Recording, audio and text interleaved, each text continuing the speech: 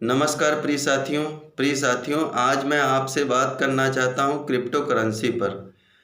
मित्रों, मैं सबसे पहले आपसे कहना चाहता हूं कि पूर्व काल में जैसे हम लोगों के पास जब मुद्रा नहीं थी तो हम वस्तुओं के आदान प्रदान के द्वारा अपना कार्य चलाते थे।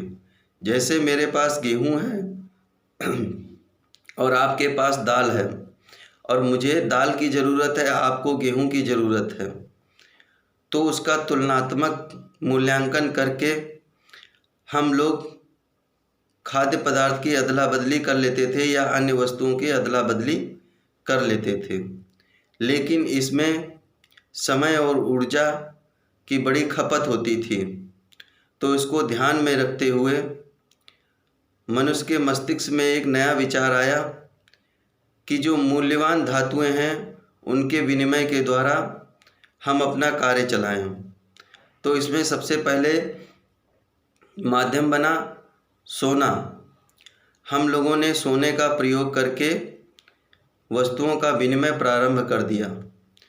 क्योंकि सोना मूल्यवान धातु है और इसमें व्यक्ति को खतरा होता है और व्यक्ति का जान भी जोखिम में पड़ जाता है असामाजिक तत्वों के द्वारा।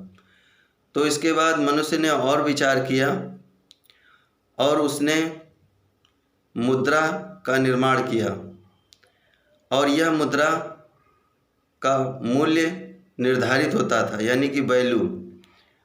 और पहले यह नियम था कि जिस देश के पास जितना सोना है वह उतनी ही कीमत की मुद्राएं छापेगा। लेकिन किसी किसी देश ने इसका उल्लंघन किया, फिर मुद्रा का मूल्य वहाँ उन देशों में बहुत ही कम रह गया।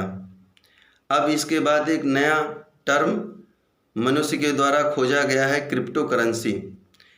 लोग इसे करेंसी कहते हैं, लेकिन मैं इसे अभी करेंसी मानने को तैयार नहीं हूँ, क्योंकि किसी राष्ट्रीय व अंतर्राष्ट्रीय संस्था के अंतर्गत ना हो करके यह कुछ जो इंटरनेट, कंप्यूटर इत्यादि की जो टेक्नोलॉजी है, जैसे सॉफ्टवेयर टेक्नोलॉजी है, के माहिर लोगों द्वारा इसकी खोज की गई है। चूँकि यह एक खोज है तो मैं खोज का सम्मान करता हूँ, किंतु मैं ना ही अभी इसके समर्थन में हूँ और ना ही इसके विरोध में हूँ, क्योंकि अभी इस पर किसी संस्था की मान्यता नहीं है, बल्कि यह सॉफ्टवेयर विशेषज्ञों के द्वारा निर्मित करी जा रही है और इसे कोई भी व्यक्ति निर्मित कर सकता है। कुछ जानकारियां जो सॉफ्टवेयर क्षेत्र के लोग हैं, यदि उनको हों तो इस करेंसी का निर्माण कर सकते हैं।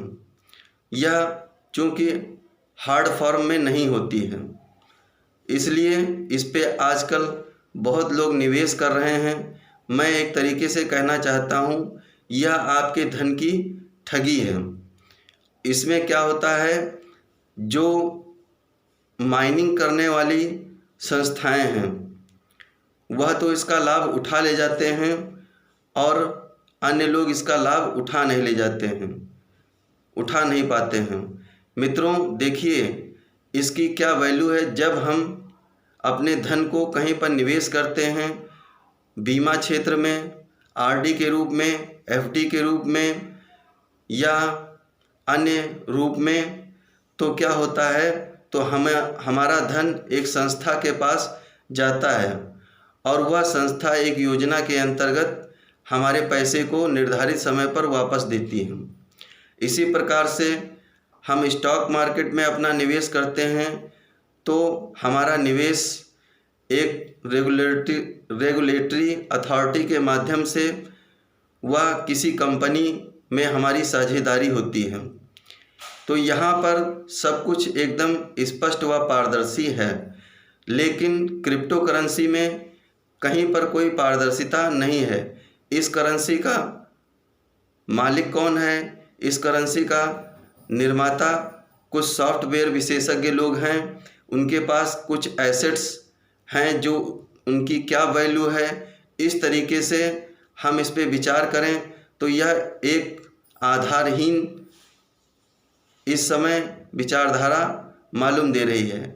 चूँकि इसका खोज किया गया है, अब भविष्य में हमें किस तरीके से इसका उपयोग करना है या विभिन्न देशों की सरकारों को सोचना होगा। जिन देशों के लोग तकनीकी रूप से आगे हैं वह लोग क्रिप्टो करेंसी की माइनिंग करते हैं, जिससे उन्हें राजस्व प्राप्त होता है।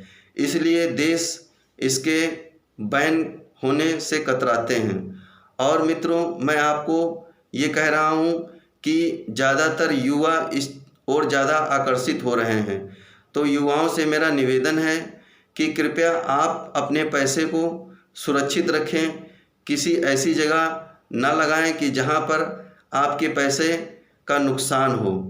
यदि आप अपना धन उसमें फंसा देते हैं, फिर उसके बाद यदि किसी प्रकार से कोई देश निर्णय ले लेता है और उसे प्रतिबंधित कर देता है, तो आपका सारा का सारा धन डूब जाएगा। क्योंकि यह क्रिप्टो करेंसी किसी राष्ट्रीय या अंतर्राष्ट्रीय संस्था के द्वारा संचालित नहीं है, बल्कि यह सॉफ्टवेयर विशेषज्ञों के द्वारा निर्मित की जा रही है। इसलिए मैं आप सभी से कहना चाहता हूं कि कृपया इसके निवेश से बचें। और क्रिप्टो करेंसी में तमाम सारी करेंसी हैं, बिटकॉइन, डॉजी कॉइन, इस प्रकार से लगभग 4-4.5 हज़ार करेंसियाँ चल रही हैं। इसलिए मैं आप सभी से कहता हूं कि इस प्रकार की जो सॉफ्टवेयर विशेषज्ञों के द्वारा काम किया जा रहा है, ये सीधे आपके धन पर डाका डाला जा रहा है। इसे हमें सतर्क व सावधान होने की ज़रूरत है। और इसी के साथ मैं ये कहना चाहता हूँ कि सरकारों को इस पे विशेष विचार करने की ज़रूरत है, क्योंकि इसके माध्यम से हमारे धन का कहीं ना कोई व्यक्ति अवश्य दुरुपयोग तो नहीं कर रहे हैं, किसी ऐसे साधनों में तो नहीं प्रयोग किया जा रहा है जो मानवता के विपरीत है। और इन सब चीज़ों को ध्यान में रखते हुए हमें इस पर अब विचार करने की ज़रूरत है। मित्रों, इसी के साथ मैं अपनी वाणी को विराम देता हूँ। धन्यवाद मित्रों।